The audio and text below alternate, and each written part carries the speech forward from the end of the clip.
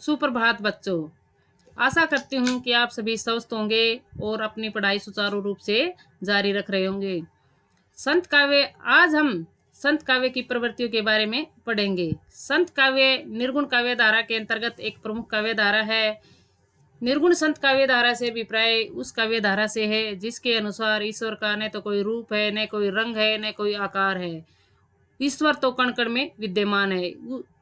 हिंदी जो संत काव्य धारा है वो अपने पूर्ववर्ती सिद्धों, जैनियों और नाथों की जो परंपरा है उनके अंतर्गत जो विरोधाचार प्रकट हो गए थे, उनके अंदर जो खामियां आ गई थी, उनके विरोध स्वरूप ये प्रकट हुई थी। इनके प्रमुख कवि पहले कवि संत नामदेव हैं, जबकि अन्य कवियों में कबीरदास, रैदास, धर्मदास, नानक, दादूदयाल, सुंदरदास, मलुकदास आदि प्रमुख हैं।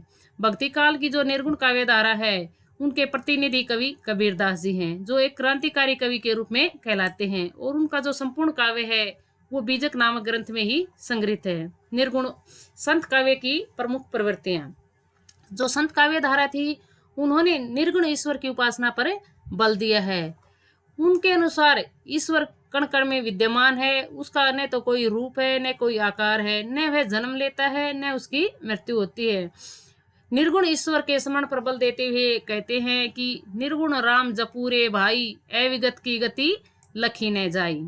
ज्ञान का महत्व संत काव्य की दूसरी प्रवृत्ति है। जहाँ सगुण भक्तों ने आराधना द्वारा ईश्वर प्राप्ति पर बल दिया है, वहीं संत कवियों ने ईश्वर प्राप्ति के लिए आत्मज्ञान की आवश्यक बताया है। आत्मज्ञान बिना सब सुनना, क्या मथुरा क्या काशी, कह कबीर सुनो भाई साधो, सहज मिले अविनाशी।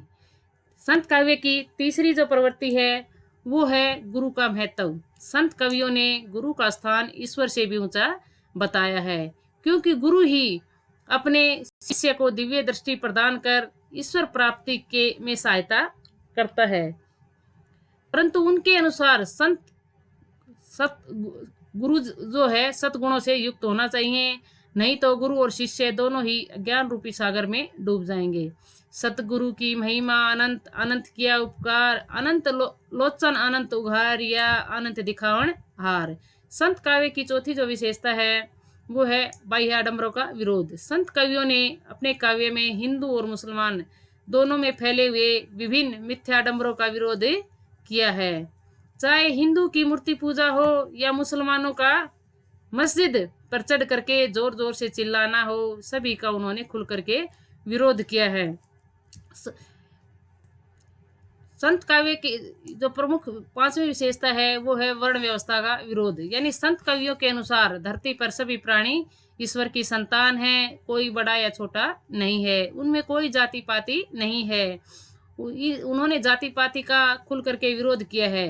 उनको कीड़ी से लेकर के हाथी में भी समानता दिखाने वाले संत कवियों ने वर्ण व्यवस्था पर करारा प्रहार किया है। जाति पाति पूछे नहीं कोई, हरि को भजे सो हरि का होई।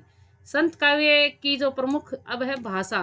संतों की जो भाषा है वो एक जन सामान्य की भाषा है। संत कवि एक घुमक्कड़ प्रवृत्ति के थे, इसलिए उन्होंने अपनी भाषा को आम जन भाषा से जोड़ा है। उनकी भाषा को सदुकड़ी या खिचड़ी आदि नामों से भी जाना जाता है, पंचमेल खिचड़ी भी कहा गया है। उनकी भाषा में सभी प्रकार के अलंकारों का, रसों का, छंदों का और सभी काव्य गुणों का प्रयोग हुआ है। अतः निष्कर्ष रूप में हम कह सकते हैं कि जो संत काव्य है उन्होंने समाज में फैली हर तरह की जातिगत, धर्मगत, संप्रदायगत और जो बाह्य दिखावा है, बाह्य आडंबर है, उन सभी प्रकार की विसंगतियों पर प्रहार किया है और समाज को एक स्वस्थ और मर्यादित रूप देने का भरपूर प्रयास किया है।